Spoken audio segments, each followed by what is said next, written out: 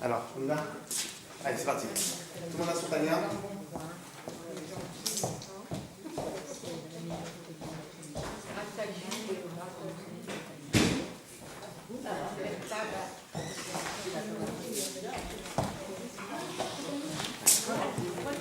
Allez, c'est parti. On y va. Question très importante. Il se trouve où Hachem exactement? Ah ah! Mais ça c'est trop facile, vous savez, puisque c'est ce que les enfants ils apprennent au GAN.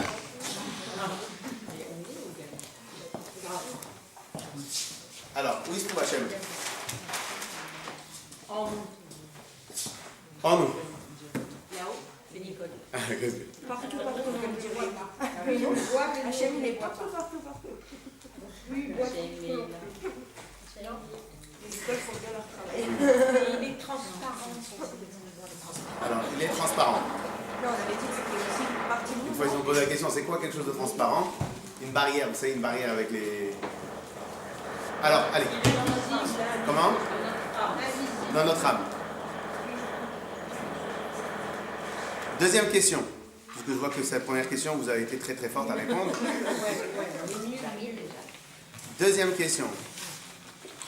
Quand vous dites Shema Israël, Hashem Elokeinu, Hashem Echad. Écoute Israël, Hashem ton Dieu, Hashem est un. C'est quoi il est un? Hein? Comment? C'est quoi il n'y en a pas d'autre?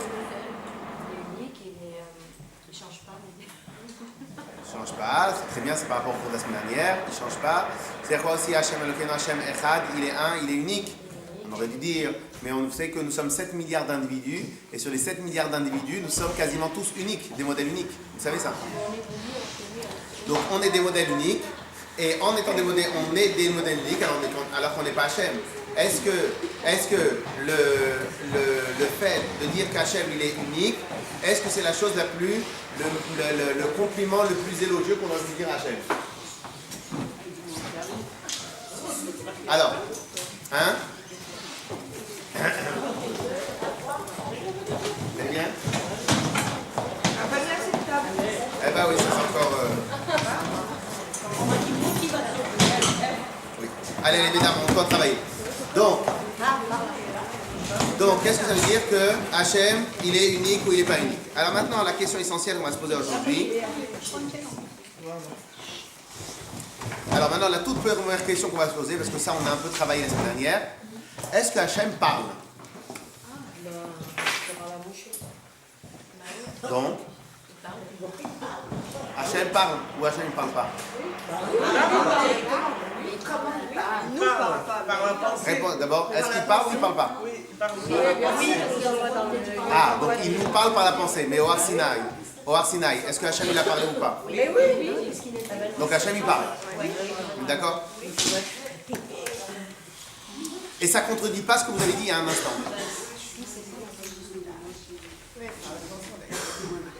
Je répète. Au début, je vous ai demandé la question où il est Hachem. Vous avez répondu quoi? Il est partout. Maintenant, je vous demande est-ce que Hachem il parle? Vous avez répondu quoi? Oui. Oui. Ça ne vous dérange pas ce que vous venez de dire? Vous venez de vous contredire à un point extraordinaire et ça ne vous dérange pas? Mais pourquoi il est partout et il nous parle? S'il parle pas, en tout cas, il nous écoute. Ah, je ne peux pas vous répondre tout en même temps que je fais la question. D'abord, je fais la question, je vous embête un peu, et après, je donne la réponse. Mais, Excusez-moi, vous l'avez dit la semaine dernière. qu'est-ce que je donnais dans la réponse? Vous avez dit qu'il y avait deux commandements qu'il avait donnés directement. Donc, vous dites qu'Hachem il parle. Et d'ailleurs, que les Bnei Israël ont dit on ne peut pas supporter la voix de... Donc, Hachem il parle, selon vous. C'est vous qui l'avez dit, hein. Ah, ok. Alors, j'ai dit qu'Hachem il parle. Très bien. Alors maintenant, par contre, là, vous dites qu'Hachem il est partout. Ça ne se contredit pas les deux? Alors il peut parler plus. Allez, c'est très important, il faut rester concentré parce qu'à 11h30, à 10h30, on a l'autre partie du cours qui n'a rien à voir avec le premier. Donc, alors, et d'après vous, ça contredit ou ça contredit pas? Non. Il est là, il nous parle. Il nous envoie des signes, non? Il envoie des signes. Donc il parle, mais il est partout. Ça vous dit rien? Il parle, mais il est partout, ça vous dit rien? Ça vous, Il est ça vous partout. dérange pas? Ça vous... Il est partout en tous les cas. Il est partout, mais il parle. Vous entendez pas qu'il y a... Normalement, c'est contradictoire à un très très haut niveau. Pourquoi la contradiction? Je ne vois pas. Dans quelle mesure il y a de la contradiction? C'est bizarre. On n'a pas la réponse. Et il parle, vous avez validé, il parle? Moi, j'ai pas validé. Moi, il paraît que j'ai dit ça la semaine dernière. Je suis pas au courant. Mais si maintenant il parle, je suis peut-être d'accord. Je suis peut-être d'accord. Mais est-ce qu'il est partout ou il n'est pas partout? Oui, il est parti. Il est partout. C'est C'est sûr qu'il est partout. Déjà par rapport à On fait le show pour les refouach lema de Rivka Bat Deborah. Et ici encore d'autres. Jonathan Ben Léa, Aaron Zvi Meir Ben Tzivia, Aaron Ben Tzivia, Eliorin Gabriel Ben Tzivia, Chava Adassa Bat Miriam, Yehudit Bat Rachel.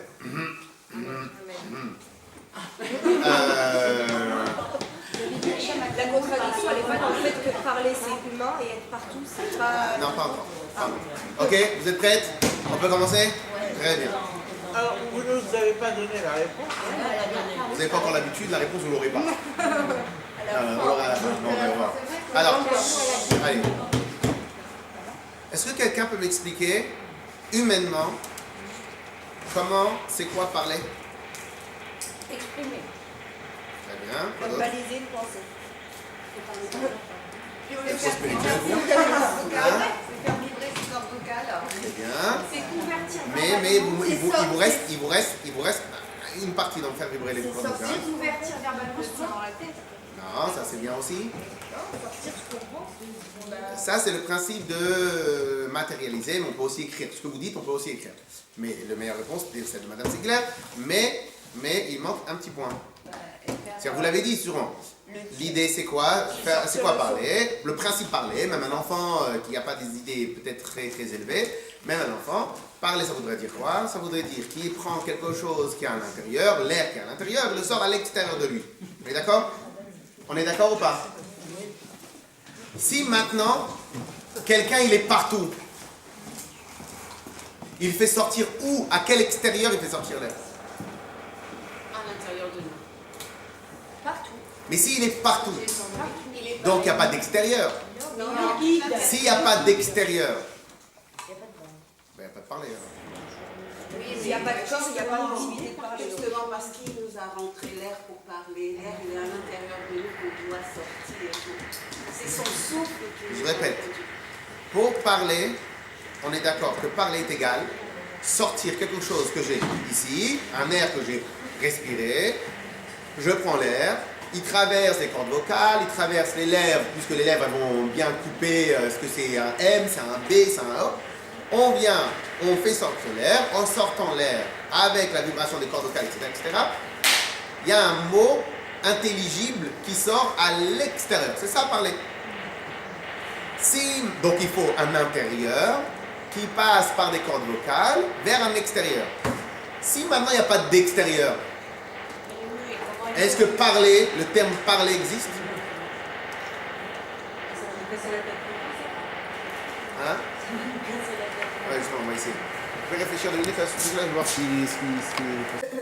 Donc, puisque maintenant, il est partout, il est où l'extérieur? Mais rien n'est impossible pour lui. Rien n'est impossible pour lui, je suis d'accord avec vous, mais sans rentrer dans cela, concrètement, peut-être qu'il parle. Mais officiellement, moi je ne comprends pas comment c'est possible de parler lorsque maintenant il n'y a pas d'extérieur. Si nous, des fois, on se parle, on a deviné au travers de ce qui nous...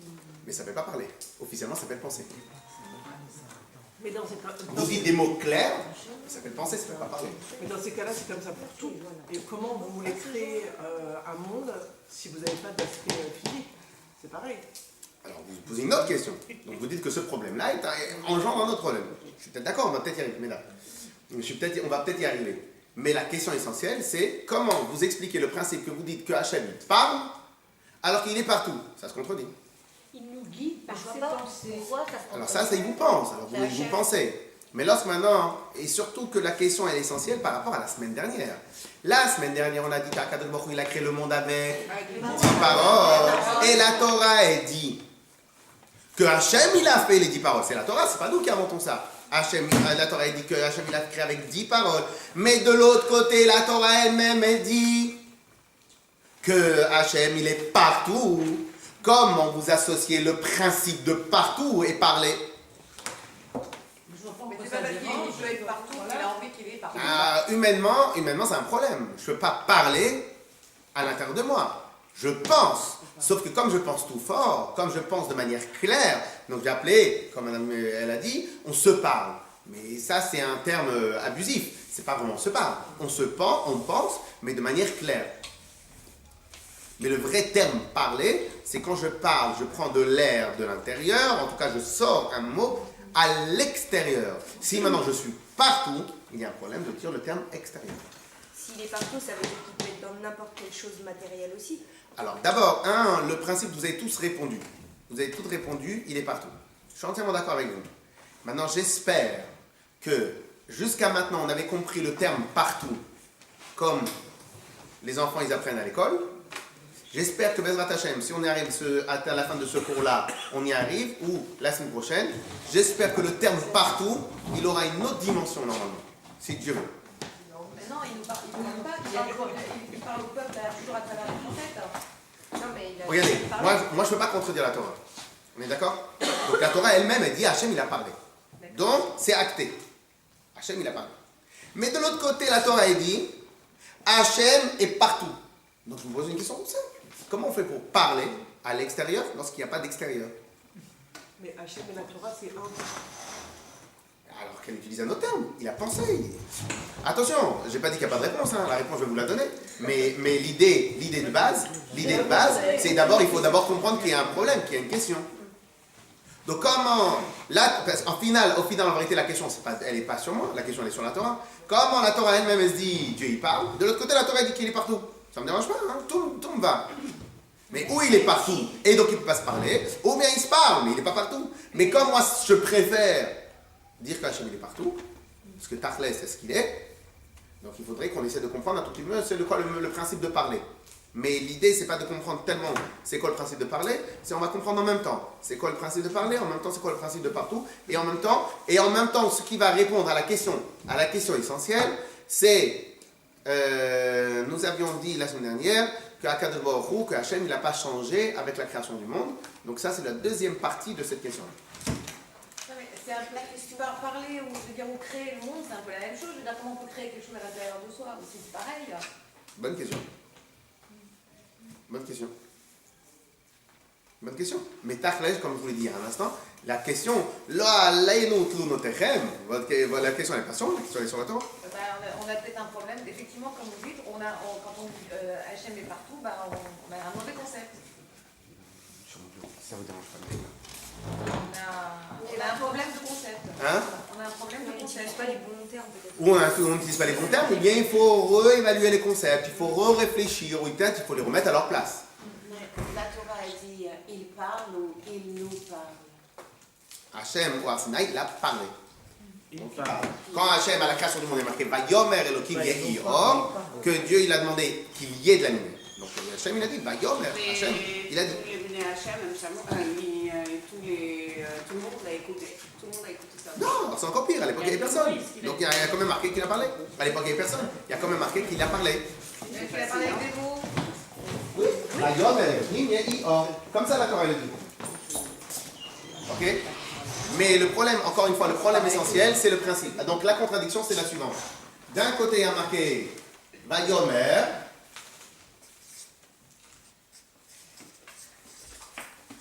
a dit, pardon, ou par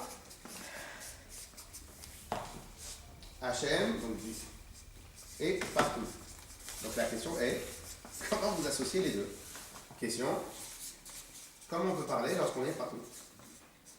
Oui, pardon. Il est universel. Il parle partout. Mais pour parler, on a dit que le principe parler dans la Torah, le principe parler, c'est de sortir quelque chose de l'intérieur à l'extérieur. Si maintenant je suis partout, il n'y a pas d'extérieur, donc s'il n'y a pas d'extérieur, il n'y a pas de problème. Jusque-là, on est d'accord avec vous. C'est bon? Alors voilà. Ok? Alors maintenant, en vérité, le Tanya, il va nous apprendre une des plus grandes règles, des règles qui sont liées avec l'unité d'Hachem, ce qu'on appelle Ardut Hachem. Vous savez que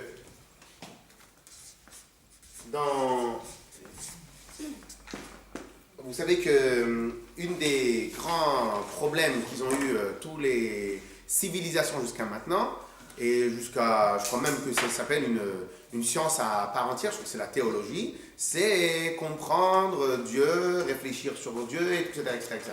Donc tous les êtres vivants, depuis la création du monde, ils ont toujours cherché à comprendre Dieu. Sauf qu'avant, à l'époque, selon les moyens ou les habitudes de l'époque, ils avaient ce qu'on appelle la mythologie. Il y avait 25 dieux, il y avait le grand Dieu qui était le plus grand de tous, mais de temps en temps, il pouvait se faire avoir par les autres dieux. Il y avait le dieu de la mer, le dieu du soleil, le dieu de la guerre, le dieu de ci, le dieu de ça. Très bien. Ce qui se passe, c'est que même selon leurs bêtises à eux, il y avait un Dieu puissant, mais il y avait d'autres dieux. On est d'accord? Ok? Donc, ici, c'est quoi le problème? Est-ce qu'on peut appeler ça Ardut Hachem, l'unité d'Hachem? Dire qu'un il est plus fort que les autres, ça ne veut pas dire qu'il fait un avec les autres. C'est-à-dire qu'il y en a un qui est super fort, mais il y en a d'autres aussi qui existent. On est d'accord? C'est quoi le principe que Dieu, il est un? Il n'y en a pas d'autres. Mais il n'y en a pas d'autre. Il est unique. Rakerat. Pas seulement unique. Il n'y a pas d'autre force en dehors de lui. Mais pour nous, pour les juifs. Ah bah non. Non, ça c'est pour le Hémet. C'est pour tout le monde. Celui qui y croit, il croit. Celui qui ne croit pas, il ne croit pas. Même Ou Dieu. peut-être celui qui va y comprendre, il comprend. Celui qui ne comprend pas, il ne comprend pas. Que les chrétiens, c'est le même Dieu. C'est le même. Après, il va y avoir des terminologies différentes. Mais nous, selon ce que la Torah nous a enseigné, on va essayer d'aller au plus émettre de ce principe-là. Est-ce qu'ils nous rejoignent sur des principes ou ils ne nous rejoignent pas? Pourquoi pas? Je ne sais pas, ils font ce qu'ils veulent. Nous, on va étudier ce que la Torah nous parle sur ça. Ok? Donc si maintenant, j'ai un grand Dieu très fort, mais j'en ai un petit qui est 2, un autre petit qui est 3, après encore un autre petit qui est 4, 5, 6. Et donc celui-là, il gère la mer, celui-là, il gère autre chose, celui-là, il gère autre chose. Donc celui-là, c'est le grand patron, le grand chef. Mais on n'appelle pas ça Ardut. On n'appelle pas ça une unité. Et comme la Chassidut, elle le dit, une unité sainte. C'est-à-dire que c'est une seule chose. Pourquoi on ne peut plus dire que c'est une seule chose? C'est plus simple. Lui, c'est le patron. Mais il y a un numéro 2, peut-être un jour, il pourrait même prendre sa place, quoi. Il est indépendant. Il y a un numéro 3 qui est indépendant. Il y a un numéro 4 qui est indépendant. On est d'accord? Donc ça, c'est le risque. Et ça, c'est le problème dans la culture païenne, on va dire, etc. Le principe de Ardut Hachem, unité d'Hachem,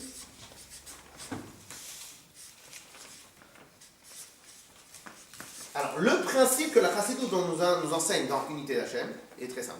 Quelque chose que tout le monde sait, mais on va essayer de travailler avec des nouveaux termes. Le principe, c'est le suivant.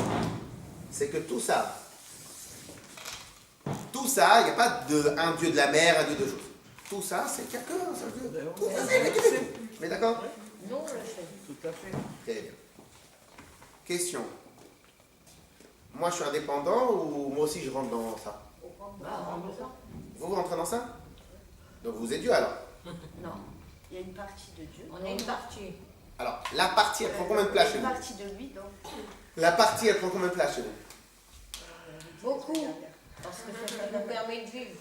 Combien de place? L'entité entière. Maison, c'est Dieu? On avait dit. oui. Ouais, c'est celle qui les a fait. Oui, maison, c'est Dieu. Il les a fait, donc autant qu'il a fait le bois. Mais le bois, là, c'est Dieu? C'est la création de Dieu. On a parlé de Dieu. Ah, la création de Dieu. Mais lorsque maintenant Picasso il fait un tableau, Picasso n'est pas le tableau. C'est une représentation de Dieu. C'est le reflet de Picasso. On va doucement, s'il vous plaît. Donc, alors la question qui est, c'est est-ce que le bois, c'est Dieu? Donc c'est une créature de Dieu, ça on est tous d'accord. Tous les êtres, toutes les religions a priori, même ils sont d'accord. Mais il est où Dieu? Dieu il est autour du bois? Non, il est dans l'humain qui a Ah, qui a mais fait le un- bois ici, c'est une entité indépendante. Oui, mais il en a marre. Très bien. Peut-être Il les en a marre. chamans. Très bien, très bien. Donc excusez-moi, alors excusez-moi. Et ça, j'en suis sûr que vous ne saviez pas. Donc moi, j'ai un problème maintenant avec votre histoire. C'est quoi le problème? C'est que pour les dieux, vous acceptez pas qu'il y ait un autre dieu, une autre force en dehors de lui. On est d'accord? Mais le bois, c'est pas grave s'il est en dehors de lui. Mais c'est ça, non. Et sa création, C'est un homme, c'est un Qui humain. a créé cet objet. là, Dieu, il est où là? Dieu, il est où là dans ça? Il est où? Il est où? Il est autour? Il est dans l'arbre, il est dedans. Il est dans l'arbre? Qui a donné le bois. Il est dans les bois. Quand on va dans la ville, il est plus. Le bois qui a donné le bois. C'est du massif, ça. Ah, je sais pas. Il est là où il y a son souffle alors. Dans l'âme.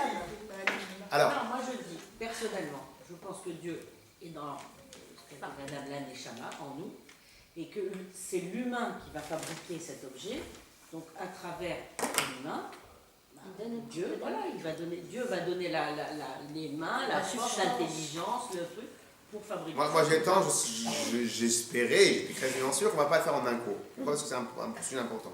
On va, la lampe. Non, bah c'est pareil. Elle ne marche que s'il y a l'électricité. Bah oui. D'accord? C'est l'humain qui a créé.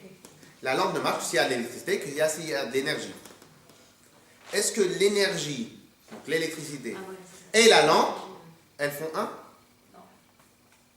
Non, l'énergie donne la lumière à la Si, lampe. parce que si Dieu il décide de ne pas allumer la lumière, ben ça Ça fait un tout. Donc la lumière ne s'allume pas. Voilà, mais ça fait un tout. Mais est-ce que la lumière et Sans l'autre. il y a comment c'est quoi un néon, une lampe? Il y a un filament à l'époque. Il y a un filament avec du fil de fer, après il y a du verre tout autour, après il y a une sorte d'une histoire d'électricité.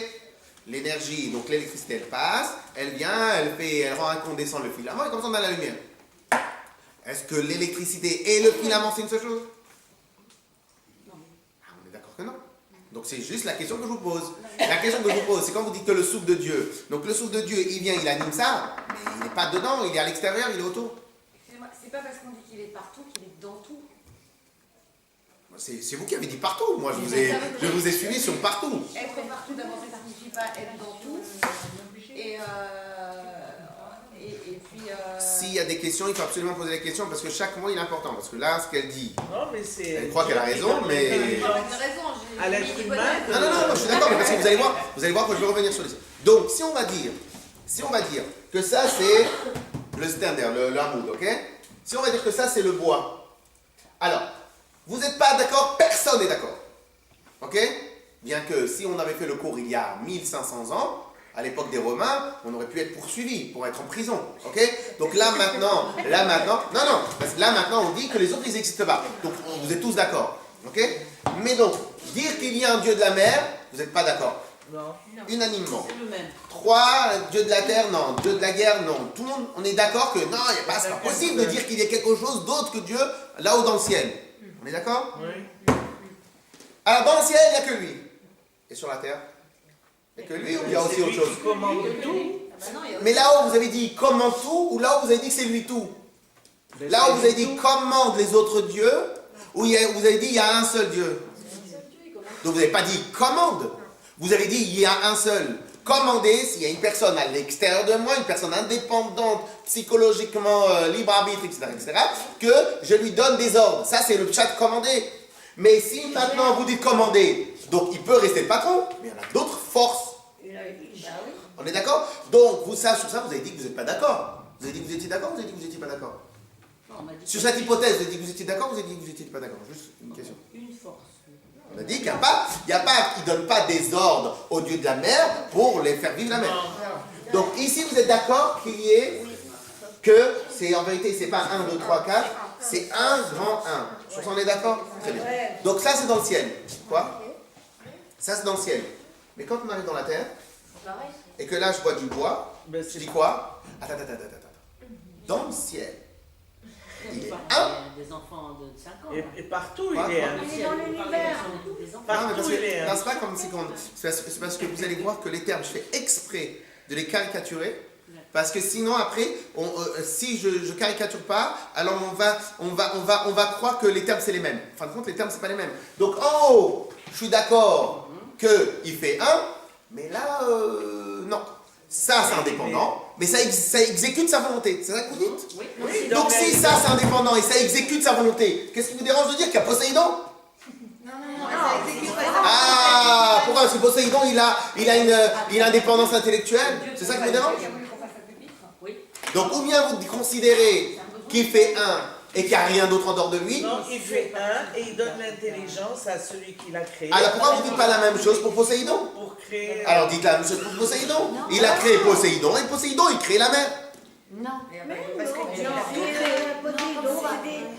Mais, je répète. Si vous dites, il est... Non, ça c'est après, on a pris deux mythologies, on a dit la mytho. Mytho. Ah oui, mythologie, c'est Alors, mytho. Ça veut dire bien dire ce que ça veut dire. Non, mais l'idée, il y a 1500 ans, c'était pas de la mytho. Il y a 1500 ans, tout le monde y croyait. Ok?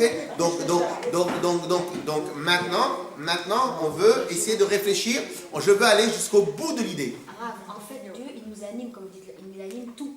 Mais comme l'électricité, elle anime Oui, mais le filament. Mais ça veut pas dire que c'est une force indépendante de Dieu, ça veut dire que c'est juste des C'est créatures. lui, c'est des petits Mais par rapport bouts, à c'est là, Dieu qui anime pour tout. exercer. C'est vrai que cette planche de bois tiendrait pas si... On va reprendre.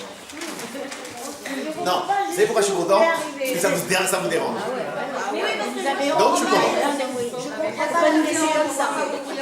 nous poser une question qu'on se pose pas, nous. Si vous arriviez au cours pour vous poser des questions que vous posiez et des réponses que vous répondiez, et voilà. C'est déjà Mais non, c'est pas ça que tu Tu as vois. déjà les réponses à nos questions. Ce qu'elle veut dire, c'est que pour nous, c'est évident que Dieu c'est un et qu'il n'y a pas d'autre force en fait.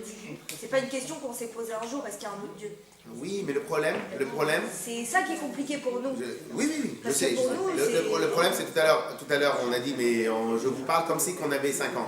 Non, c'est parce que. Oui, non, mais je vous explique pourquoi.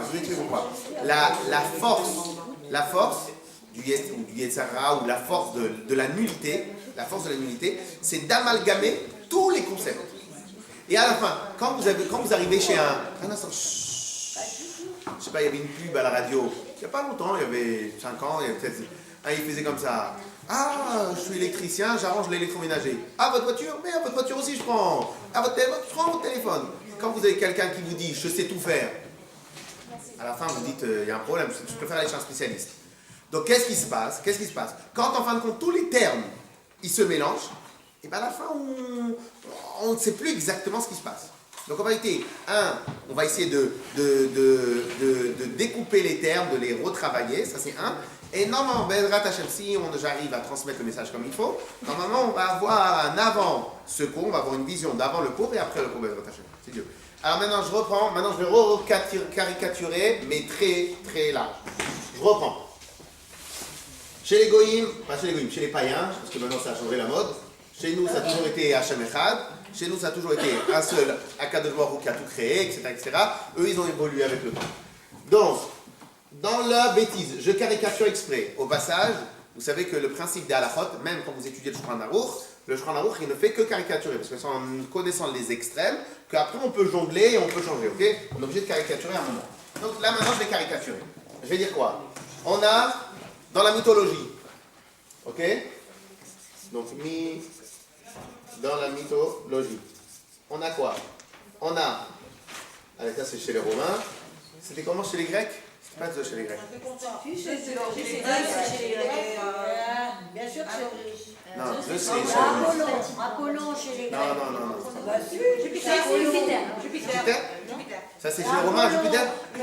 Ah, ok. Et Poséidon, c'est quoi? C'est chez les Grecs? Voilà, pour l'instant, je connais que les Grecs. Oui, mais. Alors maintenant, c'est le dieu des dieux. on y va. Alors maintenant, on y va. Les Grecs. Alors on y va. Donc nous avons un. Je sais même pas comment il a de ce scout, c'est là pour entrer ici dans la cour de Chassidut, mais c'est pas grave. Donc, je sais même pas si j'ai le droit de le mettre. Bon, donc ça c'est le numéro 1. Après on a le numéro 2, on va l'appeler P. Ok? Non, c'est sa femme, le numéro 2. Il était marié, hein? Ah ouais? Ouais, elle s'appelait Hera, sa femme. Héra, exactement. Zeus rencontra Héra. Et avec Dieu du soleil, Donc, c'est les Égyptiens. après ensuite. Non, après on a le numéro 3. C'est son frère, je crois, non? C'est une histoire de famille, ça. Alors, On va pas s'embêter. après, on a 4, on a 5. Ok? Ils avaient des dieux Alors, pour 2 secondes. Alors, maintenant, écoutez, écoutez. Le principe, un instant. Le principe de leur vision à eux, le principe de leur vision à eux, c'est quoi? C'est lui, c'est le big boss. On est d'accord? C'est le big boss, il a des grands pouvoirs, il est très fort, et peut-être, ça je sais pas, peut-être qu'il les a créés. Peut-être. Ça je sais pas. Vous avez des parents. Ah ouais. Très bien. Bah oui, parce que dans leur logique, quelqu'un ne peut pas se créer tout seul. C'est mythologique. Oui. Alors, ils avaient des parents, ça aide. Chrono, c'est Mais- il alors- y a ou je sais plus quoi. Bon, alors pour l'instant, on s'arrête aux enfants. Alors maintenant, donc, lui, c'est le grand patron. Maintenant, il décide presque de tout, mais il a quand même un frère qui est le dieu de la mer. L'autre, le dieu peut-être de la terre, l'autre, le dieu de je sais pas quoi. de la guerre, Ah, de l'enfer, etc. la dieu de la guerre. Si maintenant, dans leur logique à eux, non mais c'est très important ce que je dis. Non mais, il faut que je caricature. Si je caricature pas, je pourrais pas après prendre l'exemple du bois. Donc, on ne fait pas un cours de mythologie, mais un cours de chassidoute. Donc, si maintenant, lui, il veut manger un poisson, il fait quoi? Il le mange. Non. Il appelle ça- Comme le poisson fait partie du règne de son frère, il appelle Il ça- va demander elle fait, s'il te plaît, je dois négocier pour mes troupes de la terre. demander l'autorisation. Un instant. Je dois négocier avec eux un quota de combien de poissons on peut prendre. Mais tu nous laisses tranquille. Hein. Il fait bon, ok, il doit négocier avec lui. Si maintenant il veut de l'eau pour faire de la vapeur, pour qu'il y ait de la pluie, il doit négocier avec lui. Donc, pourtant, il va être obligé d'accepter, parce que lui, ça reste quand même le grand big boss. Mais il est obligé de passer par lui. Si maintenant il y en a un autre boss sur autre chose, il sera obligé de passer par le boss numéro 4 et numéro 5. On est d'accord? Est-ce que c'est leur logique? C'est leur logique? Très bien. Yes. Ça, bien évidemment, le Bnei Israël, on sait depuis la nuit de temps que c'est des bêtises. Ok? Et pour nous, chaque Kadosh Baruch Hu, il y a une seule règle. Celle qu'on a appris depuis tout le temps. C'est quoi? C'est n'importe quoi, ça. On va pas expliquer pourquoi c'est n'importe quoi. En tout cas, c'est n'importe quoi. Pourquoi maintenant? Mais Dieu, il est un. Tout ça, c'est tout ça. Vous êtes d'accord? Il n'y a pas de 1, de 2, 3, 4, et même s'il y en a un tout petit, même s'il y en a un tout minuscule, un 50e, il n'y a pas. Il n'y a pas un autre Dieu que Hachem. Ça, c'est ce qu'on a, nous. On est d'accord? Donc, vous avez tous été d'accord au début, qu'en vérité, mais ça n'existe pas. Tout ça, c'est un. Il n'y a pas un Dieu de la mer, un Dieu de... C'est Dieu qui a tout créé. On est d'accord? On est d'accord sur ça? Viens maintenant, je vous pose une question toute simple. Donc, la mer c'est lui. L'air c'est lui. Le bois c'est lui qui a tout créé. Tout. On est d'accord? Il n'a pas besoin, lui, d'aller demander la permission à un autrui. On est d'accord ou pas? Très bien. C'est tout simple. Il est où Dieu ici? Dans la création. Est-ce qu'on va comparer que Dieu et l'énergie d'Hachem à la lampe? Donc Hachem il a de l'énergie, mais pour animer la lampe, il doit lécher la lampe. Donc ça veut dire qu'il y a une lampe qui est indépendante d'Hachem. Puisqu'il est obligé, lui, d'aller voir la lampe, de lui donner de l'énergie pour qu'elle vive. Que lui donne la force au deuxième, pour que le deuxième il fasse quelque chose, ça vous n'êtes pas d'accord? Non, il n'y a pas deux, il n'y a pas plusieurs dieux là-haut. Mais sur Terre, sur Terre, vous pensez qu'il peut y avoir autre chose que lui? Bah oui, il y a nous déjà. Ça fait partie de la question. Mais on ne va pas faire sur vous tout de suite, sur nous tout de suite, parce que sinon après on va s'énerver tout de suite. 100% des choses. Je ne vois pas où on voulait en venir. Non, Non, c'est c'est- parce que c'est marqué. on n'est en pas fond indépendant, dans le c'est-à-dire mot Ardout, quoi. Ardout aussi, c'est faire Entre guillemets. l'unité avec lui, c'est les Ita. Alors maintenant, mais si maintenant moi je fais un avec Dieu, mais comme le filament il fait un avec l'électricité, mais là ils font pas un. Le filament et l'électricité ne font pas un. C'est le filament, il est totalement indépendant. Il reçoit de l'électricité et en plus cette électricité elle le fait juste chauffer et que le produit chimique de le faire chauffer, ben, ça fait que ça illumine. Mais ils font pas un, ils sont loin de faire un. C'est un résultat de Donc c'est un résultat, mais ils font pas un. L'électricité et le filament ne font pas un. Oui, mais Ardout, Donc c'est l'autre grade. si Ardout c'est unité. Voilà. Uni. Si maintenant peut moi je être suis uni uni avec ma montre parce qu'elle elle est bien, mais c'est pas vrai, ça fait pas uni. Elle me va bien, c'est tout. C'est pas uni. On peut être uni avec quelqu'un et deux personnes. Regardez, quand on se marie, à quel moment il y a marqué qu'on devient un avec le mari et la femme? C'est quand il y a les enfants. Mais avant, c'est pas un. C'est l'enfant que lui, il est un. Mais les parents, ils sont pas un. Donc l'unité, c'est lorsqu'on fait un. Pas quand on fait deux et qu'on est attaché par des ficelles. Donc, si maintenant on veut dire Ardout Hachem, que Hachem il est un. Eh bien, alors, Ardout Hachem, il est où? Il faut qu'il soit un partout. Si, par contre, toi, tu me dis qu'il y a l'électricité qui rentre dans le filament, qui rentre dans l'électricité, mais l'électricité et le filament ne font pas un. Le filament subit ou accepte ou est fabriqué pour et il prend l'énergie du filament pour qu'il soit incandescent. Mais c'est pas ça le système. Compris là quel est le problème? Maintenant, on va bientôt arriver à voilà. Mais, et donc, maintenant, Une question. Vous voulez dire que par là, il fait un dans la conception, dans la création. Quand vous prenez l'image du couple, par exemple, avec l'enfant.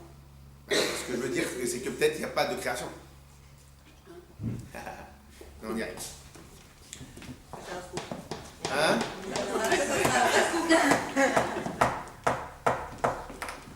Claire? Le problème? On revient au problème de base. La question de base était la suivante. Comment, nous, la semaine dernière, on a dit quelle est la valeur du monde pour la création, pour Akadosh Baruch Hu? La valeur, elle est... On ne sait même pas s'il y a une valeur. Pourquoi? Parce que on avait fait tout le pile-poule, on avait fait tout le calcul que le poids de 10 paroles sur ma vie entière, sur ma pensée, sur mes volontés, etc. Après, c'est à peine quelque chose, on ne peut même pas. Donc on avait dit la même chose avec Akadosh Baruch Hu. C'est pour ça que le monde, il n'a pas effectué, il n'a pas créé, il n'a pas créé un changement chez Hachem parce que c'est rien du tout. Maintenant on a posé une autre question ce matin. On a dit, bon, Dieu a dit qu'il y ait de la lumière. Donc Dieu parle. Je vous ai posé une question, Dieu il est où? Vous m'avez dit il est partout. La question, comment on fait pour parler lorsqu'on est partout? Où il parle? Il parle pas. Non, c'est dans le schéma. Mais mais s'il parle, mais bien sûr que Quoi, si. quoi? Vous allez nous répondre parce que Suspense. Il y a des deux deux cours. deux cours, Ouais, voilà, réponse à Il y truc a prochain. des Il est partout par la pensée. Personne. Par la pensée. Hein? Par la pensée. Il est partout par la pensée. Il parle pas alors. Et Mais par non, mais on notre... l'avait Si vous dit. dites penser, Et par notre croyance en lui. On avait expliqué la semaine dernière que là on avait commencé à Non, la semaine dernière, on a expliqué quelle est la valeur, quel est le poids de la parole. C'est ça qu'on a expliqué la semaine dernière. Maintenant, je pose une autre question. Ah, Dieu, il parle? S'il parle, il parle à qui? prise de tête là. Ouais. C'est d'accord? S'il parle, il parle. Mais s'il parle, bien sûr qu'il parle. Mais si. En vérité, le problème, c'est que des fois, la Torah, comme on va voir dans le pas ce chapitre-là, le prochain chapitre, c'est une règle universelle. C'est une règle universelle. C'est qu'en vérité, un instant. C'est une règle universelle.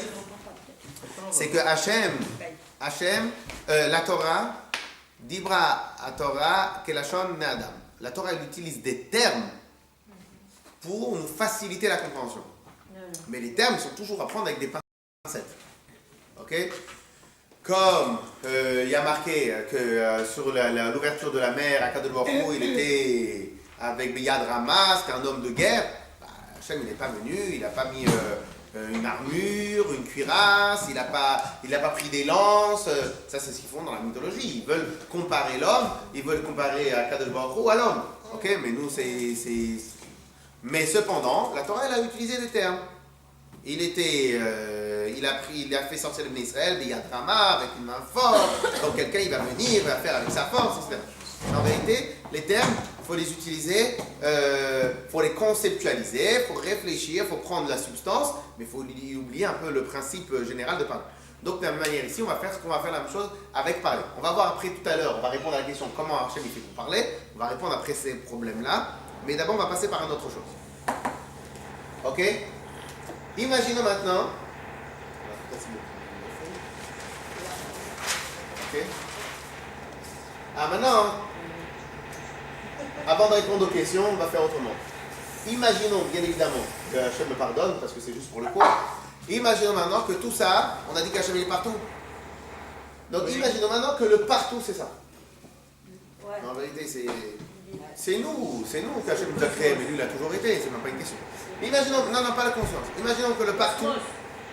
Non, le cosmos, c'est Hachem qui l'a fabriqué. Hachem, il est plus grand que le cosmos. C'est pas. Ok? Imaginons maintenant que le partout, c'est exagéré, j'aurais pu prendre toute la feuille, mais la feuille aussi.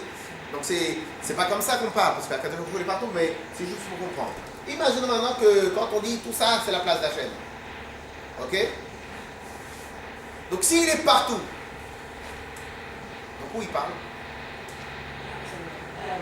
Il parle ici. Il parle ici. On est d'accord? Il parle ici. On est d'accord? Le seul problème, c'est que parler ici, ça ne fait pas parler. Ok? On va après comprendre c'est quoi le principe de l'image. Donc au final, en vérité, ici, il ne parle pas. Ok? Mais on va dire qu'il a dit qu'il y ait de la lumière. Il a dit qu'il y ait la terre, il a dit qu'il y ait la mer, il a dit qu'il y ait les choses, etc.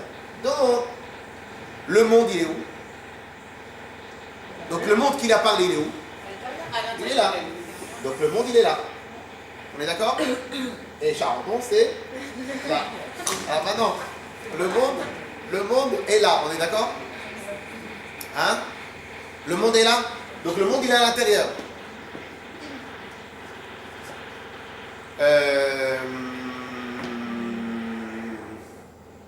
Vous avez dit quoi tout à l'heure, Madame Derman? Non, pas quand vous n'avez pas parlé officiellement. Quand vous avez parlé officiellement, vous avez dit quoi? Que quand on pense intérieur, on se parle à soi-même. C'est quoi ce terme, on se parle à soi-même? Ça veut dire quoi ça? On parle avec Dieu parce que. Non, pas Dieu. Nous, on se parle avec nous-mêmes. Quand on parle avec soi-même. Quand on parle avec nous, on parle dans notre tête. Non, c'est qu'on se divise pour parler à quelqu'un d'autre qui est soi. On parle à notre conscience. Madame Freud. Plus tard, s'il vous plaît. D'abord, on s'en sort pas avec ça. On se dit, ne prends pas, c'est pas un chocolat, t'en as déjà mangé deux. Voilà. Un échange de mots entre le mauvais parole et le bon penchant. On n'exprime pas la parole en un garçon. S'il prend le bon chocolat, l'autre, elle est en train de regarder, elle va te prendre un peu de toi, tu pourras plus rien faire après. Il y a une pub comme ça, avec un petit diable et un petit ange. Mais non, elle en a pris deux. Non. Oui, mais elle n'a pas faim, elle en a pris trois au début.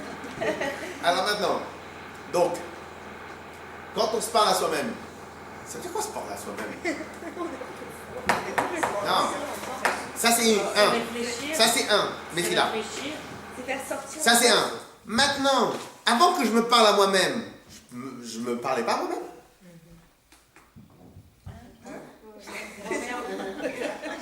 Je prends conscience que je me parle à moi-même seulement quand j'arrive au pain au chocolat. Mais avant le pain au chocolat, j'ai pas pensé au pain au chocolat. Oh, donc un c'est penser, l'autre c'est encore dans la pensée, mais l'autre c'est parler à soi-même. Ça veut dire quoi ça?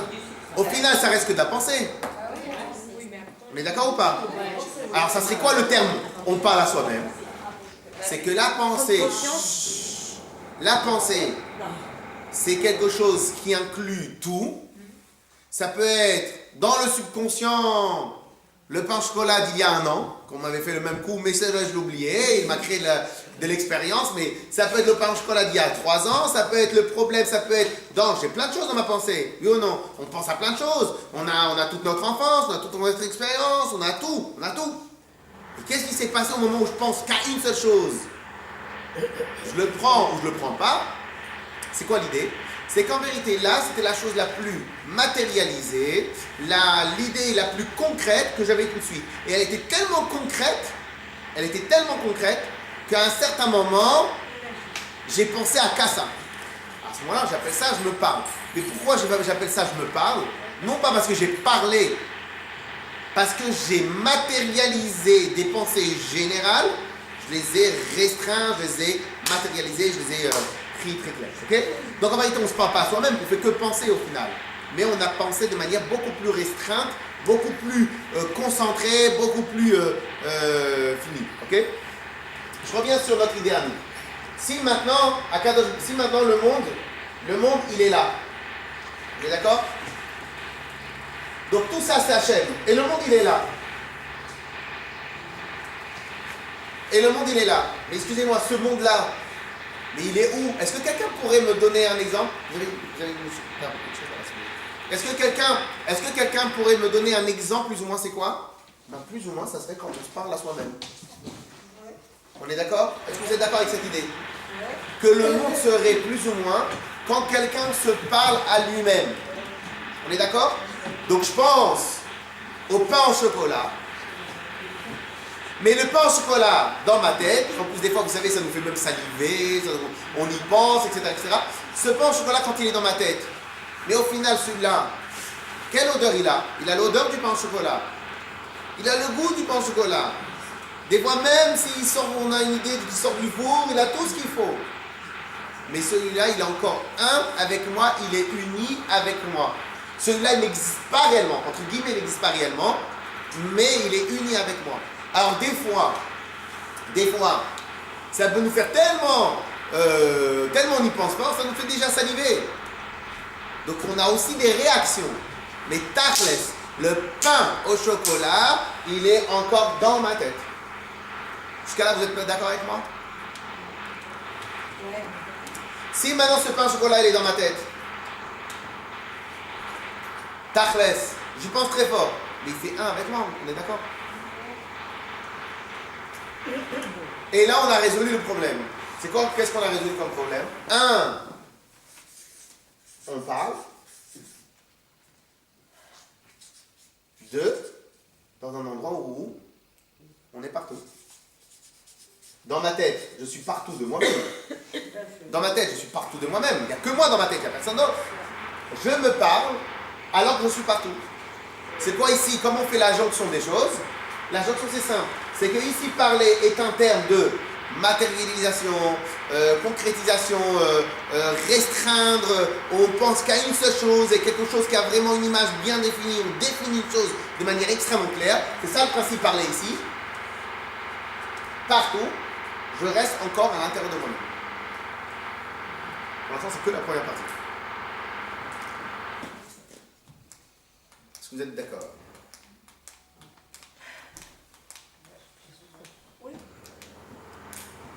Plus ou moins, parce que tout à l'heure vous avez dit parler, c'est sortir. Et là, vous avez dit parler, c'est concrétiser pourtant, dans le langage de tous les jours, ce que madame a dit tout à l'heure, on se le dit tous. On se le dit tous et on vit comme ça. Pourquoi on vit comme ça? Parce que lorsque des fois, même un concepteur, quelqu'un qui a des idées, il y a des fois où l'idée, elle a commencé il y a 10 ans. Mais j'avais pas encore bien défini la chose, je savais pas exactement à quoi ça va me servir, etc. Et la pensée, elle prend un temps jusqu'à qu'elle se matérialise, jusqu'à qu'elle ait une idée, jusqu'à qu'elle est restreinte, jusqu'à qu'elle a sa forme, etc., etc. À quel moment j'appelle ça parler? On se parle, on se dit allez c'est bon, vas-y, j'ai l'idée. Et bichlal, mechila.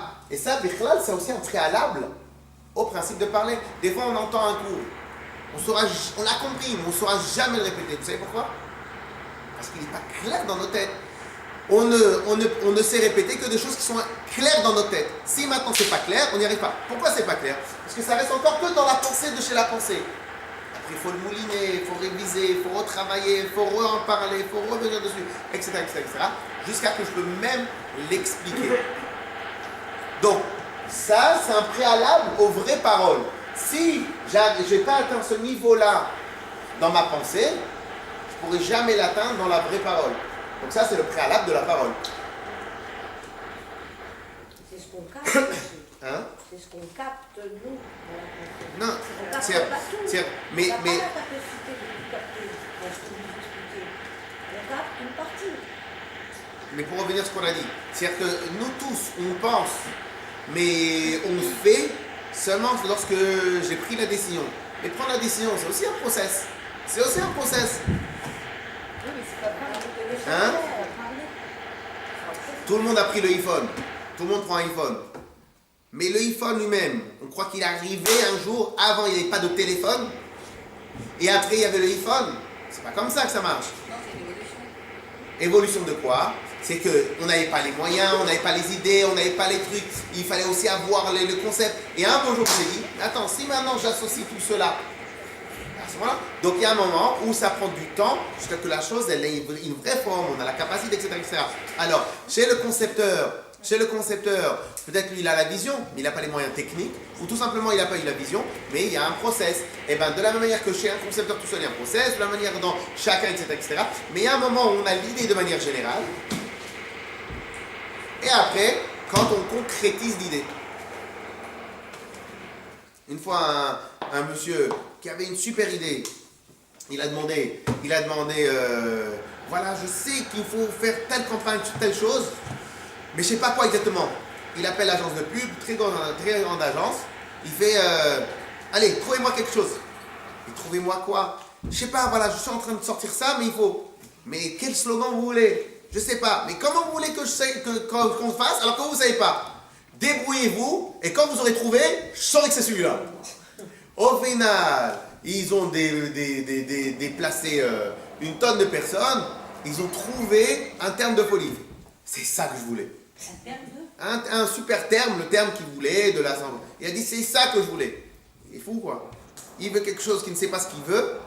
Alors ça dépend. Peut-être que lui, il était encore trop dans la conception. Il avait besoin d'aide de quelqu'un d'autre pour qu'il lui matérialise l'idée générale. Et au final, quand il a eu plein d'idées, donc des fois, on a le problème qu'on n'est que dans la pensée.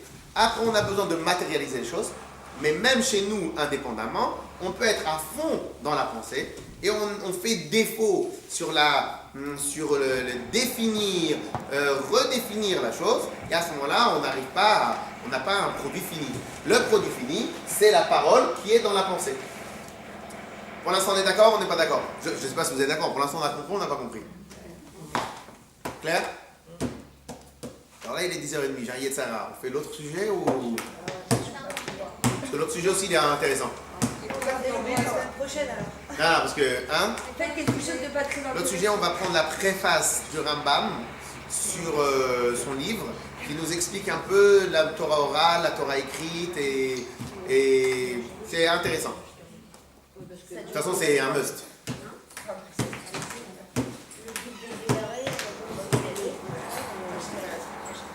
Hein? En tout cas, alors, je clôture. Donc ici, on avait le problème, la question générale. Quelle est la valeur du monde? Ça, on a fait la semaine dernière. La semaine dernière, on a dit que est infinimissimale, ou je ne sais pas comment on dit. Et concrètement, elle est toute petite et elle n'a pas de poids. Mais le problème, c'est que si maintenant tu dis que ça n'a pas de poids parce que la parole d'Hachem, c'est rien sur les milliards et les milliards de paroles, bon, très bien. Mais au final, on a une autre question. Est-ce que Hachem lui parle? Si maintenant Hachem lui parle, alors on a dit qu'Hachem il est partout. Donc s'il est partout, alors est-ce qu'il parle? On a un problème avec ça. Donc on a réglé pour l'instant le problème. Après le problème qu'on va voir la semaine prochaine, c'est Tachles dans les faits, ça donne quoi? On n'a pas encore vu Tachles dans les faits, ça donne quoi? Par rapport à ça, ça donne quoi? Par rapport à nous-mêmes, ça donne quoi? Par rapport au monde, ça donne quoi? Ça, on va le voir la semaine prochaine. Mais déjà, on a réglé déjà le premier problème. Si maintenant, Akadosh Baruch Hu, il est partout, mais de l'autre côté, tu dis qu'il parle, alors c'est quoi le principe? En fin de compte, parce que même dans le mot parler, même dans le sens parler, on a plusieurs degrés de parler. Le vraie parole concrète, c'est lorsque maintenant l'air sort de ma bouche. Mais il y a aussi une autre parole dans laquelle nous tous on utilise le terme parler, c'est même dans la pensée. Dans la pensée, lorsque je réfléchis à quelque chose de manière très très réglé, très défini, très dessiné, tout ça, et bien tout ça s'appelle aussi parler. Mais ça reste encore dans un niveau où c'est à l'intérieur de moi, et à l'intérieur de moi, c'est absolument un et uni avec moi. Dans cet espace-là, il n'y a pas de place pour une autre force que lui. À ce niveau-là, ça reste absolument que Hachem. On va retravailler ce principe-là la semaine prochaine, et on va voir plus ou moins aussi dans le texte, et on va essayer de voir comment on va faire, comment on le concrétise, c'est quoi l'application de ce qu'on vient de dire. Ok? Alors, celles qui veulent rester, bravo. Je vais chercher les copies directes dans le vif du sujet, parce que tout va être extrêmement bien expliqué après. Ok? On y va. Bien, le Rambam a écrit un des grands livres, on en avait déjà parlé. On avait dit que un des livres du Rambam qui s'appelle le Mishneh Torah est un Shulchan Aruch, si on peut expliquer comme ça. C'est un Shulchan Aruch, un livre de halakha sur la totalité de tout ce qui est marqué dans la Torah, sur la totalité des 613 commandements. Ce que nous avons de manière générale comme Shulchan Aruch, c'est essentiellement sur les mitzvot contemporaines. Donc, le Shulchan Aruch, donc Rabbi Yosef Karo, ne s'est pas prononcé sur les lois du Beth Amikdash, sur les lois des sacrifices, ne s'est pas prononcé sur plein d'autres sujets. Le Shulchan Aruch ne traite essentiellement que sur les mitzvot et les halachot qu'une personne a besoin de connaître pour vivre au jour le jour. Shabbat, Kashrut, même les lois des Trianim, des juges, mais sur les lois qui sont de nos jours, quoi. Pas sur des lois. Rabbi Yosef Karo ne va pas statuer sur combien de coups une personne il doit prendre, si tu es prêt à faire telle avéra, parce que comme étant donné qu'il n'y a pas de Beth Amikdash, il n'y a pas de Sanhedrin, donc c'est hors sujet. Le Shulchan Aruch ne s'est prononcé que sur les lois contemporaines. Vient le Rambam, il a fait un travail extraordinaire qu'on verra un peu plus tard, pour quel but il a fait, puisque le Rambam lui-même va s'expliquer. Et le Rambam, il a fait un livre qui s'appelle le Mishneh Torah. Alors, le livre du Rambam s'appelle le Mishneh Torah. Pourquoi Mishneh Torah? Vous voulez que j'aille leur demander encore un peu de s'arrêter? Mais bon. Le Mishneh Torah. Mishneh, ça vient de quel langage? Mishnah. Mishnah vient de quel langage? Alors, vous avez une racine de Shin et Nun. C'est-à-dire Shnaim, on pourrait dire. Mais je ne sais pas si c'est vraiment ça. Shnaim. En vérité, le Mishneh, de manière générale, les Shanen, en hébreu, ça va dire réviser. Donc, Mishneh Torah, par exemple, le livre Devarim, il s'appelle aussi Mishneh Torah. Pourquoi il va s'appeler aussi Mishneh Torah? Parce que dans le livre Devarim, à Moshe Rabbeinu, il a ramené plein de mitzvot qui étaient déjà enseignés dans les 4 premiers livres. Alors des fois, il les a ramenés, il les a rajoutés, il a rajouté une perception, il a rajouté une halakha, il a rajouté des choses, etc. Donc le livre Devarim va aussi s'appeler Mishneh Torah, parce qu'en plus, il va relater des faits qui sont passés pendant les 4 premiers livres, etc. Ok, donc le principe de Mishneh Torah, c'est répétition. Le Rambam, comme il va l'expliquer plus tard, ce livre d'Halakha, et on verra pourquoi il l'a appelé comme ça, en tout cas il l'a appelé Mishneh Torah. Maintenant ce livre d'Halakha, il est monstrueux, il est extraordinaire. Pourquoi il est extraordinaire? Je vous l'avais déjà fait remarquer cela. Il n'existe pas une yeshiva sur terre, un Beth Midrash sur terre digne de ce nom, qui n'a pas le livre du Rambam, le Mishneh Torah. Il a écrit beaucoup d'autres livres. Sur les autres livres, il y en a qui ont, il y en a qui n'ont pas. Mais le Mishneh Torah, c'est un must. C'est n'existe pas. On peut pas trancher la halakha sans passer par le Rambam. Enfin, pas trancher, mais c'est-à-dire on ne peut pas étudier comme il faut. On est obligé. C'est pour cela qu'il y en a qui ont dit, pour que le Rambam, lui, il a un terme sur son, je crois, sur sa tombe. Il y a le terme suivant: Mi Moshe ad Moshe, lokam ke Moshe. De Moshe jusqu'à Moshe, il n'y a pas eu un autre Moshe. C'est quoi? Le premier Moshe Rabbeinu, c'était Moshe Rabbeinu, que lui nous a donné la Torah, il a reçu, nous a transmis la Torah, et le deuxième Moshe, c'est le Rambam. Et les maîtres de la Torah, ils disaient comme ça. Le Rambam, il a fait une œuvre tellement extraordinaire qu'en vérité, depuis le premier Moshe Rabbeinu jusqu'à le deuxième Moshe, c'est l'Okam que Moshe, il n'y a pas eu un autre. C'est l'œuvre qu'il a fait, c'était une œuvre extraordinaire. On va s'arrêter là. Là, ce qu'on va étudier, c'est la préface des Mishneh Torah. Elle est très bien synthétisée et normalement, ça va nous ouvrir les yeux sur plein de domaines et plein de questions et plein de choses intéressantes. On commence. Celui qui a écrit le guide des Védarènes, on n'arrive pas à avoir cette difficulté. On a cette difficulté à la lire, justement. Parce que Moi, le livre des Égarés a été écrit dans une période où il y avait beaucoup de discussions théologiques et que les théologiciens, comme ça on dit, théologiciens de l'époque, ils amenaient beaucoup de safek, beaucoup de doutes dans la Torah et les mitzvot des Bnei Israël. Donc il a écrit, donc c'était un truc qui était peut-être un peu plus concentré sur la période, sur l'époque, sur des termes, alors que le Rambam, lorsqu'il a écrit le Mishneh Torah, il savait et il s'est concentré pour que toutes les générations futures, ils puissent étudier son livre. Donc il s'est... complexe, le livre des Védarènes. En tout cas, c'est pas celui-là qu'on va étudier. Alors on y va. Kol HaMitzvot, parce que c'est deux termes. Il y a un terme, c'est un artiste, il fait pour un artiste, et où il parle pour une époque. Là, il a parlé pour toutes les époques, donc il a été très très concis dans ses... Et je crois, si je ne me trompe pas, que le Rambam, c'est le seul livre qu'il a écrit directement en hébreu, le Mishneh Torah, alors que les autres, il les avait écrits à l'époque en arabe, et après ils ont été traduits. Okay? Pourquoi il a écrit les autres en arabe, et après ils ont été traduits, alors celui-là il a fait en hébreu, parce qu'il connaissait l'hébreu? Parce qu'en vérité, là-bas c'était pour son époque, c'était pour les gens, c'était pour les questions d'actualité de l'époque, alors que le Mishneh Torah, il ne voulait pas qu'il y ait quelqu'un qui vienne et qui le traduise. Il voulait que ça soit vraiment concis comme ça. Kol HaMitzvot. Sheniknu lo le Moshe beSinaï. Toutes les mitzvot qui ont été données à Moshe Rabbeinu beSinaï, donc sur le Har Sinaï, beferushan nitenu. Elles ont été données, je ne sais pas comment on va dire le terme, mais en même temps avec leur explication. Si vous regardez la mitzvah, je sais pas moi, la mitzvah, on va prendre la première mitzvah officielle de la Torah. La première mitzvah officielle de la Torah, c'est laquelle? Officielle, pas officieuse. C'est la mitzvah de sanctifier, de fixer les mois de l'année. Ok? Donc ça, on l'a dans la parashat Bo de Shemot. Ok? Je ne parle pas de la première mitzvah qui apparaît dans la Torah, mais la première mitzvah officielle que Dieu nous a donnée de manière assez officielle, c'est la mitzvah de sanctifier, de fixer les dates des mois. Ok? Ce qu'on appelle Ibur Hashana, Ibur HaChodesh, Kiddush HaChodesh, sanctifier et de dire ce mois-là c'est le mois de Nissan, ça c'est le mois de Chesh, ça c'est le mois de Cheshvan, de Kislev, de Tevet, de Shvat, etc. Vient Akadosh Baruch Hu et lui dit écoute-moi bien, c'est comme ça qu'il faut fixer le mois. Magnifique. Et Moshe Rabbeinu pose la question à Hachem, il fait et c'est tout? Alors Hachem lui dit ça dit quoi, c'est tout? Voilà, c'est la mitzvah. Mais explique-moi comment il faut faire.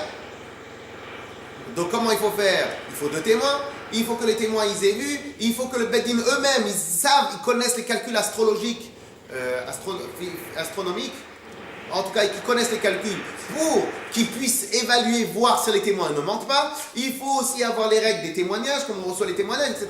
Donc Hachem il vient, il envoie une règle, laquelle il faut fixer le mois, et par rapport au mois que tu as fixé, c'est comme ça qu'on va faire Pessah, c'est comme ça qu'on va faire Shavuot, c'est comme ça qu'on va faire Sukkot, c'est comme ça qu'on va faire Rosh Hashanah, c'est comme ça qu'on va faire tout ça. Mais Tachles, comment je le fixe le mois? Faut que tu m'expliques. Donc Hachem il ne pouvait pas laisser tomber à Moshe Rabbeinu et dire à Moshe Rabbeinu il faut faire la mitzvah et c'est tout. Donc il a été obligé d'expliquer les mitzvot. On est d'accord? On est d'accord sur le principe? Donc, lorsque Akadosh Baruch Hu il a donné les 613 mitzvot à Moshe, chacune des 613, il y en avait peut-être des simples, il y en avait peut-être des plus compliqués, chacune des 613 mitzvot, elles ont été données beferushan, avec l'explication qui va avec. Si maintenant je donne ça à un homme du Moyen-Âge, il va peut-être le mettre d'abord sur les dents, pour voir si ça se mange. Après, peut-être qu'il va essayer de clouer un clou avec. Il va se débrouiller. Jusqu'à. Si maintenant je veux lui faciliter la vie, en même temps, je lui explique le pourquoi du comment et comment ça marche. On est d'accord? Dans les mots. Kol HaMitzvot shenitnu lo le Moshe beSinaï. Toutes les mitzvot qui ont été données à Moshe dans le Har Sinaï, beferushan nitenu. Elles ont été données avec leur explication. Sheneimar, ve'eteina alecha et luchot ha'even, ve'hatorah, ve'hamitzvah. Je t'ai donné les tables, les luchot, les tables, les grands morceaux, non, les tables de la loi, on appelle ça la table, je sais pas si en tout cas les planches de pierre, Ve'a Torah, et la Torah, je t'ai donné, Ve'a mitzvah. C'est quoi je t'ai donné les tables, les planches de pierre, la Torah et la mitzvah.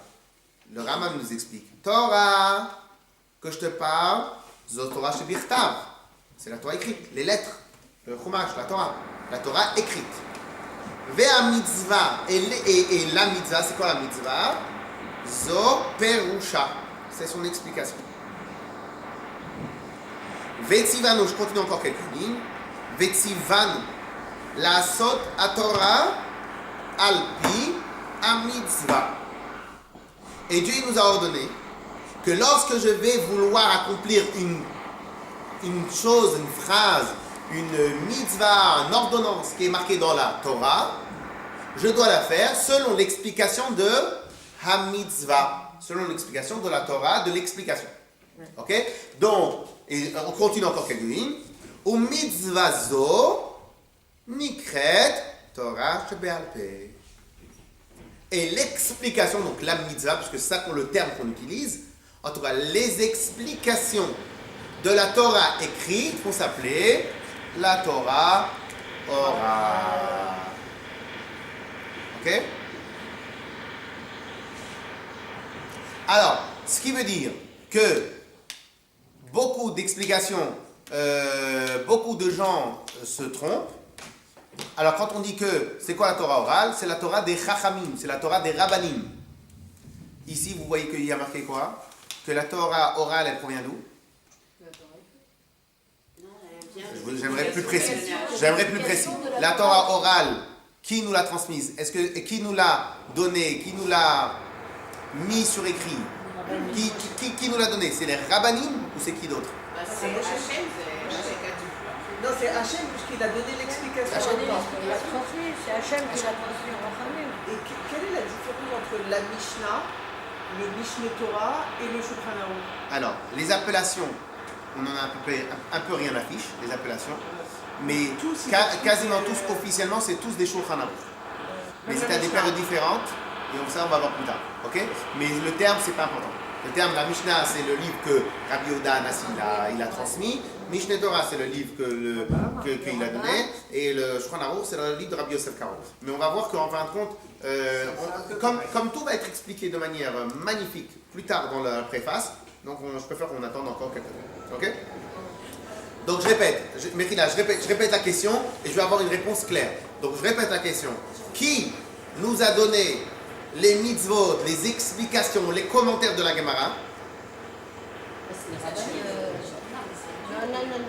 C'est les Mishnayot qui sont Les Et puis les commentateurs, c'est pas Hachem, c'est les commentateurs. Voilà, les commentaires.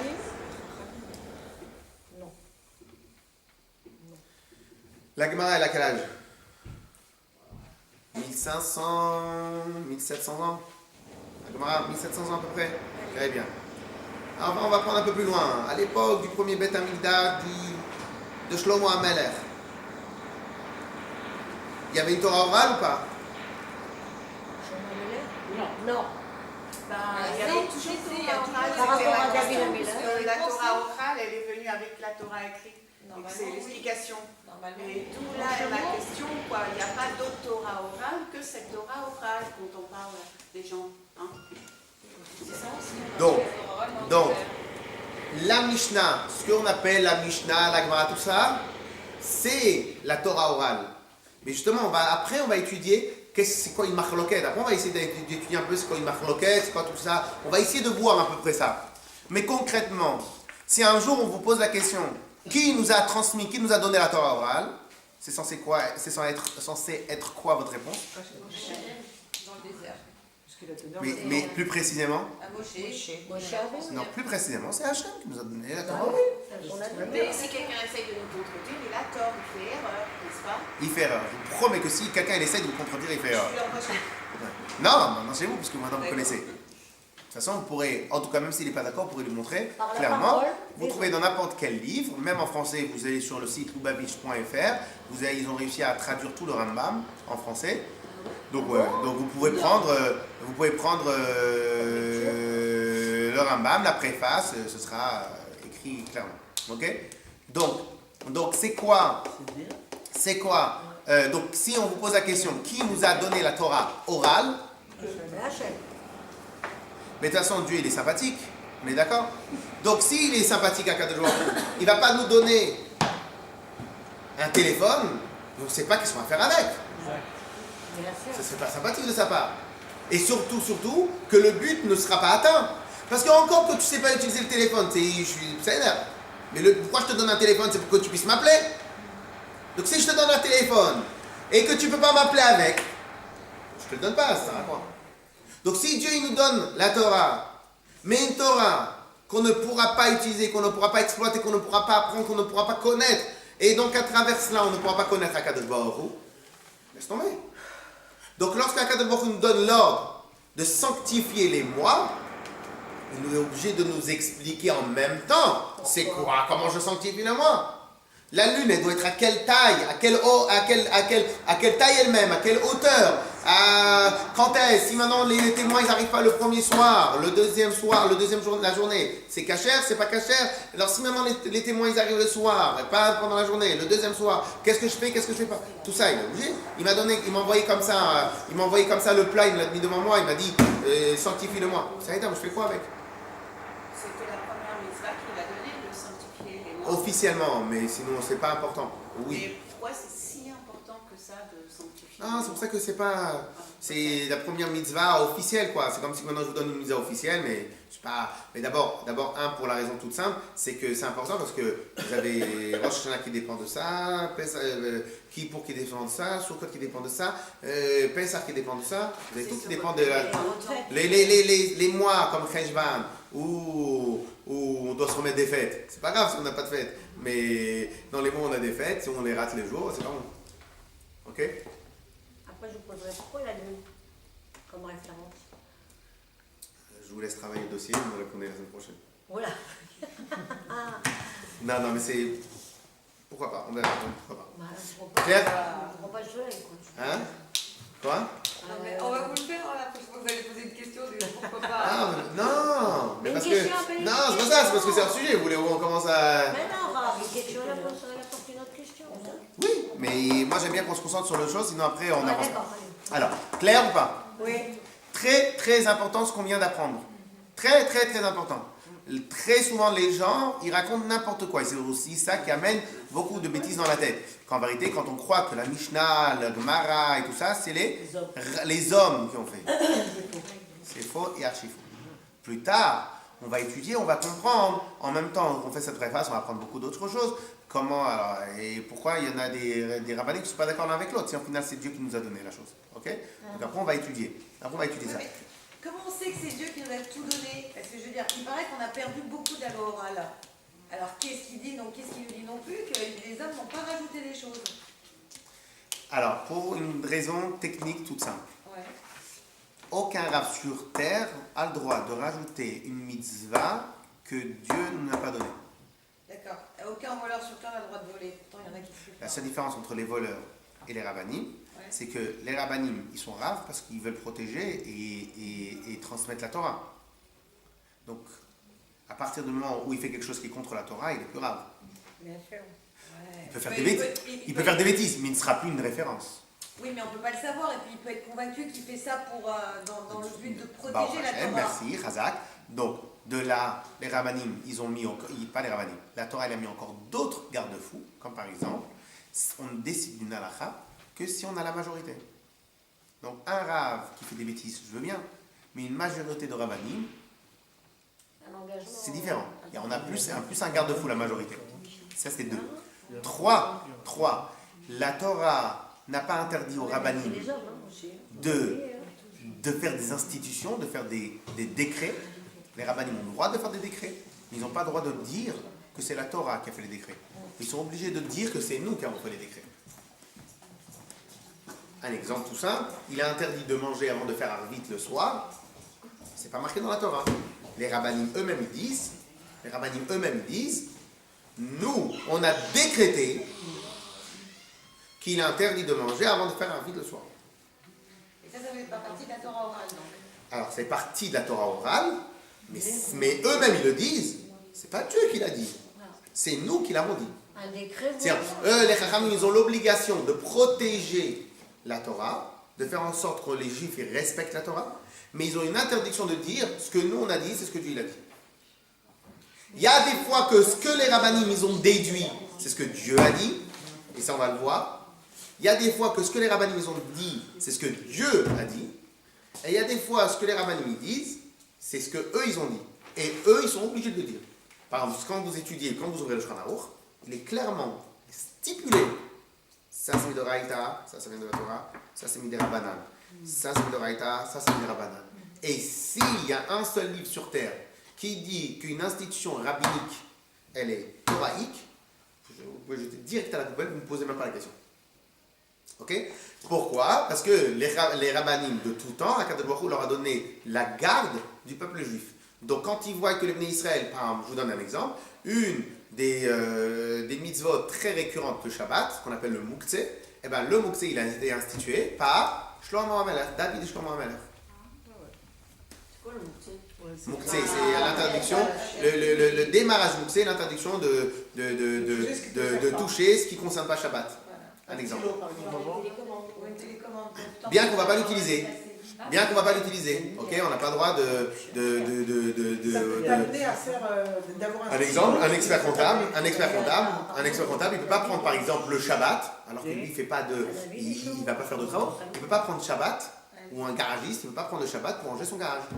Pourquoi? Parce qu'il va utiliser un marteau, il va déplacer un marteau. Ce qui concerne Shabbat, tu le touches, ce qui ne concerne pas Shabbat, tu ne le touches pas. Ça, c'est une institution rabbinique officielle. Donc il le dit, c'est un Bedin qui l'a institué. Et ça, ils l'ont institué. Pourquoi? Parce que sinon après, le Shabbat, il n'allait plus être un Shabbat. On vient, je suis garagiste, toute la semaine, je laisse mon garage balagan, je fais des travaux, je casse des voitures, je brûle au chalumeau, je fais tout ce que je voulais. Donc des interdits que la Torah permet dans la semaine, mais qui est interdit Shabbat. Mais Shabbat, qu'est-ce que je fais? Je fais le rangement. Donc au final, je travaille combien de jours? 7 jours sur 7. Ok? Donc, la Torah. Alors, ça, n'importe quel Talmid Chacham, n'importe quelle personne qui étudie la Torah, il connaît exactement ce qui est rabbinique, ce qui est Torah. Et s'il se trompe, il n'a qu'à ouvrir le livre, mais tout est stipulé. C'est ce qu'on a vu dans une des parachutes les dernières qu'on a étudiées avant dans Parashat Varim, l'interdiction tout simple de rajouter sur un seul des commandements de la Torah. Demain, de la même manière qu'il y a, depuis l'époque de Moshe Rabbeinu jusqu'à maintenant, on ne nous a jamais dit qu'il y avait 614 mitzvot, il n'y en aura jamais 614, il n'y en aura jamais 612, il y en a 613. Ce qui a été, alors après, et c'est ce qu'on va étudier, il y en a certaines que les Chachamim, ils ont déduit à travers les règles que Moshe Rabbeinu nous a transmises, il y en a d'autres que on les a reçues directement, etc. Mais en tout cas, à la base, l'explication de la Torah, en même temps que Hachem lui téléchargeait le texte, Hachem téléchargeait à Moshe Rabbeinu l'explication du texte. Yes? Un principe important. Alors le mot mitzvah, c'est pas un mot quelconque, c'est quand même quelque chose de sacré, d'important, non? Ici, de manière, la mitzvah, c'est évidemment c'est sacré, mais ici, le principe mitzvah, c'est l'explication de la Torah écrite. Ici. Sinon, mitzvah, c'est un ordre. Clair? Oui, mitzvah, c'est un ordre. En araméen, c'est s'attacher. Les livres de Chassidut et de Moussar expliquent en réalité le principe de mitzvah, c'est de s'attacher avec Hachem.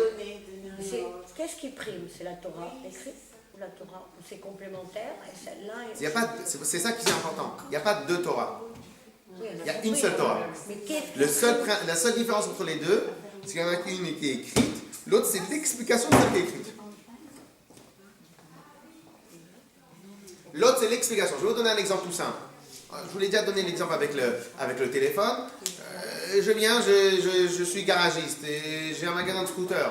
Si je ne reçois pas les documentations sur les nouveaux moteurs, Je ne peux pas utiliser le moteur, on est d'accord, je ne peux pas l'arranger. Mais une fois que je maîtrise la documentation sur les moteurs, une fois que je la maîtrise, je fais quoi de l'emploi du temps? Je fais quoi de la documentation? Je le mets de côté. Pourquoi?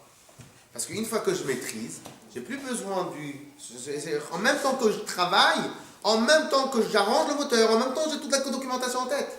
Le but, il est d'arriver à ce que lorsque j'apprends la Torah, et bien ce que j'apprends, il y a l'explication, et il y a la Torah écrite, et le commentaire, et l'explication qui vient en même temps. Mais c'est une seule chose.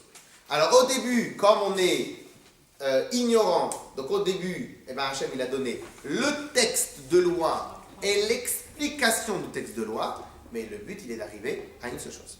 Il est quelle heure? Zach ou pas? Ça, c'est intéressant? On est parti pas trop, mais... Moi, je préfère la troisième, la première, elle est marrante. On s'est arrêté là. Ça, très bien. Par contre, si vous voulez garder les feuilles, vous me dites, hein? Alors, comme vous voulez. Non, vous pouvez les garder. Vous pouvez les garder, juste que vous revenez avec. Regardez les bons, on va les perdre. Ah va.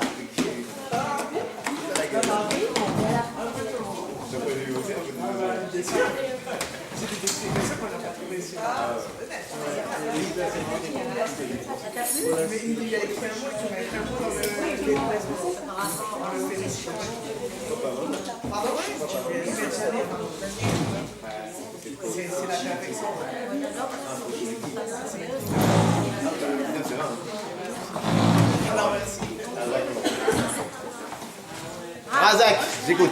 Maintenant, vous pouvez poser toutes les questions que vous voulez. Non, moi, je vais demander quelque chose de super rare. C'est la photo du comme ça. T'as entendu? Le photographe, il demande des... On appelle ça des royalties. Ah oui, non, mais il y a eu un procès, c'est pas que t'as entendu. Il y a un procès et que là, le mouvement a été condamné à payer des centaines de millions de dollars. Le mouvement. Oui, bien sûr, le mouvement, le rabat aux États-Unis. Parce que les droits appartiennent aux héritiers. Les photos là. Pas celle-là, pas celle-là. C'est pas celle-là, c'est l'autre où il fait comme ça. Il y a une autre photo du rabbin. Pourquoi il va payer? Mais ça, le problème. Ils ne peuvent pas payer pour nous pour utiliser la photo. Il y avait un contrat. C'est pas celle-là. Dans l'existence du rabbi, il y avait un contrat avec le photographe officiel. Tant que le rabbi était vivant, il avait le droit de faire des photos et d'utiliser ses photos à des sections pour utiliser des photos gratuitement. Et après, il n'y a rien été prévu pour après son décès. Les héritiers du photographe ont réclamé les droits du copyright américain, les millions de dollars. On appelle ça les royalties. Le copyright. Et là, il vient d'être condamné, des millions de dollars. Et après, bien évidemment, il va donner la zakat au monopoly. Je dois être une bonne idée même. Non, mais en plus, je crois que la loi en Amérique, c'est très dur et très large sur ces réglementations. C'est déjà dur. Mais aux États-Unis, ça rigole pas du tout. Les Américains, j'ai entendu ça. Il y a combien de temps de ça? C'est grave, hein?